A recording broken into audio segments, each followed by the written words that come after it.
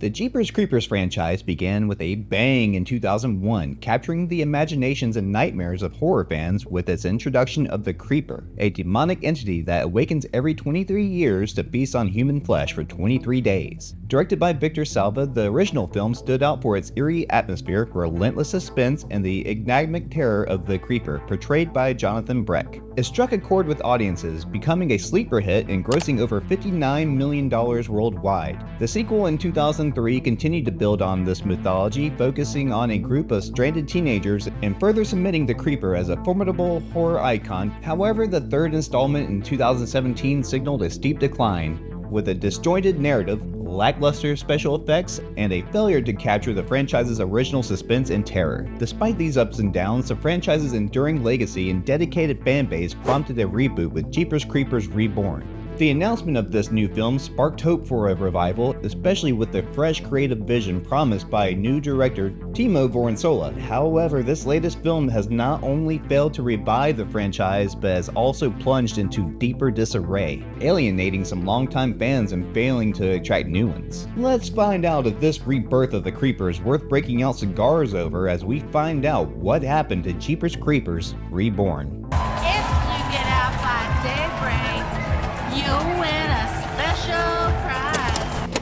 The Jeepers Creepers saga began in 2001, directed by an actual creeper, Victor Salva. It was a fresh, terrifying entry into the horror genre, drawing comparisons to classics like Duel. The sequel, Jeepers Creepers 2, was released soon after. Set during the last day of the Creepers' 23-day feeding frenzy, it focused on a school bus full of a high school basketball team stranded on a remote highway. It was an interesting idea, drawing inspiration from Jaws and Hitchcock's Lifeboat. I have a fun little side story about this film. I actually auditioned for the part of the nerdy kid Andy Buck.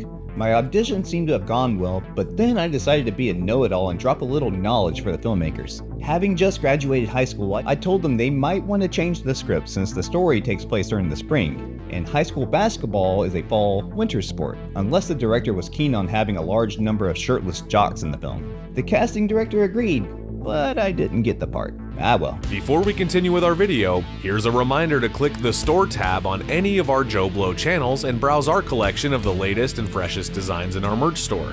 Go get you some. Despite mixed reviews, it performed well at the box office, cementing the Creeper's status as a horror icon. In 2006, the third film was announced. However, unable to find financing, MGM backed out. After a long hiatus, the third installment, Jeepers Creepers 3, was released in 2017 without the involvement of Francis Ford Coppola, the producer of the first two.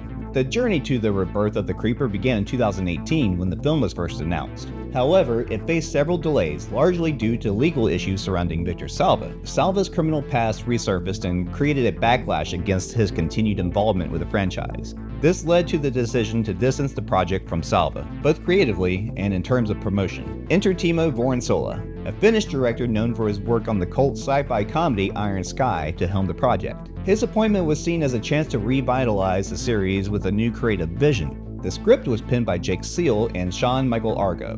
Reborn is Seal's only writing credit, but he produced Jeepers Creepers 3 as well as Willy's Wonderland. Sean Michael Argo also doesn't have much to his name other than low-budget sci-fi films. The idea was to set the film at a horror festival, tapping into the meta-horror trend. This concept, while innovative, proved challenging to execute effectively. The script attempted to weave in the self-aware horror elements, but the result was a disjointed narrative that failed to build tension or deliver effective scares. The cast includes Sidney Craven as Lane and Emryn Adams as Chase, the central couple attending the ill-fated horror festival.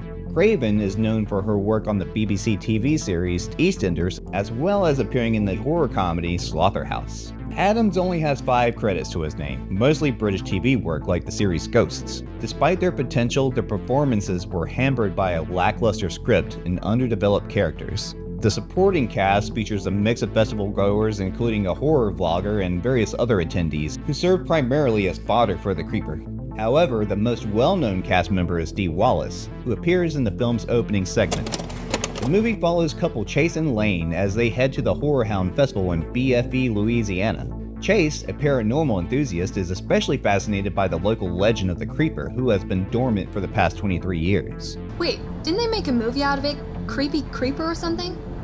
3, actually. During a stop at a gift shop, Lane experiences a disturbing premonition upon touching a mysterious artifact. The shop owner, Lady Manila, cryptically warns him about the creeper. At the festival, Lane picks up a supposed weapon of the creeper and discovers an unexpected skill in throwing it. As the festivities continue, the creeper arrives, knocking out the internet and beginning its hunt for fresh victims. Chase and Lane win a raffle for the night at an abandoned plantation house, now an escape room, hosted by the festival organizer Madame Carnage. As they prepare to visit the house, Lane starts having visions of herself in a ritualistic scenario. Joined by a cameraman, his crew, and a local tour guide named Stu, the group heads to the plantation. They pass through an old graveyard where the creeper ambushes them, killing the cameraman and kidnapping Lane just as Chase proposes. Well, shit.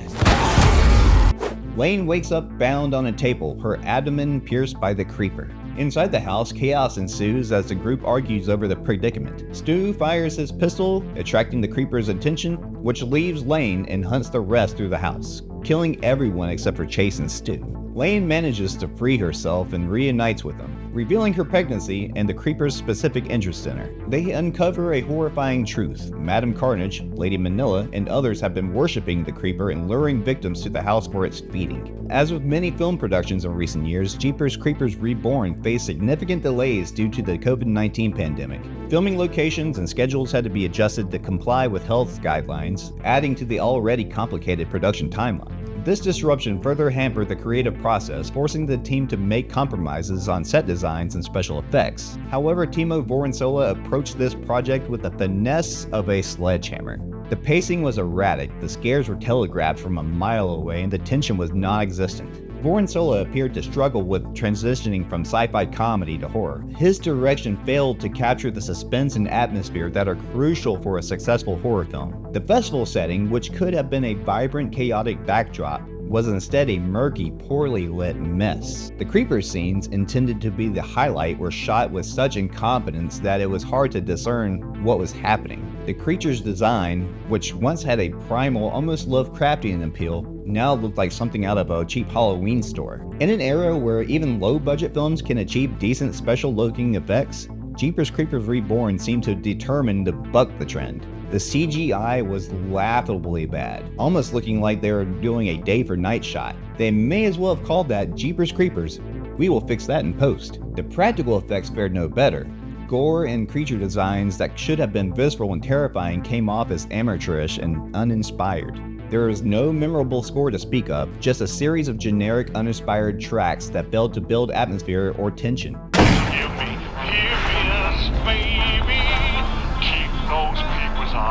Sound design, an often overlooked aspect of horror, was equally lackluster. The creepers' growls and the screams of victims were mixed in such a way that they became grating rather than terrifying.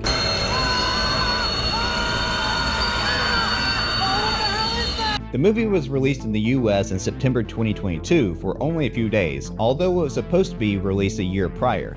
The production company behind the previous two entries, Myriad Pictures, filed a lawsuit against Infinity Films Holdings, claiming the film was made without Myriad's knowledge. A trial was originally set to begin in January 2024, but as of now, the case is still pending. Setting the film at a horror festival could have been a stroke of genius. The meta-narrative potential, the opportunity to play with horror conventions and audiences' expectations was immense. Yet this film squandered this potential at every turn. The festival, rather than being a lively, engaging setting, became a backdrop for the series of uninspired kills. The creeper was reduced to a joke. There was no mystique, no terror, just a tired monster going through the motions. The film's attempts to delve into the creeper's origins and motivations were half-baked and unnecessary, stripping away the enigma that made the creeper interesting in the first place. Every now and then, a film comes along that's so bad it's good, a true masterpiece of unintended comedy and cinematic ineptitude. Think of Tommy Wiseau's The Room, with its bewildering dialogue and earnest yet incompetent performances,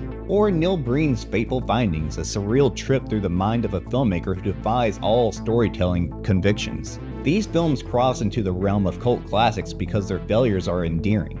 Jeepers Creepers Reborn, however, barely skirts this line. It flirts with the unintentional comedy but never fully commits. It's not enjoyably bad, it's just bad. There's even a scene in the movie where Lane constantly enters a room in a new outfit that's straight out of a 90s flick. The only thing missing was the song by Right Said Fred. Giving the overwhelmingly negative reception, the future of the franchise is uncertain. While there is always the potential for a more competent filmmaker to step in and restore some dignity into the series, Jeepers Creepers Reborn has undoubtedly left a sour taste in the mouths of fans. It's a reminder that reviving a franchise requires more than just a recognizable monster. It requires a genuine understanding of what makes the original films resonate with audiences. So do yourself a favor, skip this one. Go back and watch the original Jeepers Creepers, and remember a time when the Creeper was a figure of genuine terror, because Jeepers Creepers Reborn is a resurrection that should have never happened. In the grand tapestry of horror cinema, this film is a stain that only reminds us what could have been. It's a movie that fails on every conceivable level, a disastrous attempt to cash in on the legacy that deserved better. How do you like those peepers, bitch?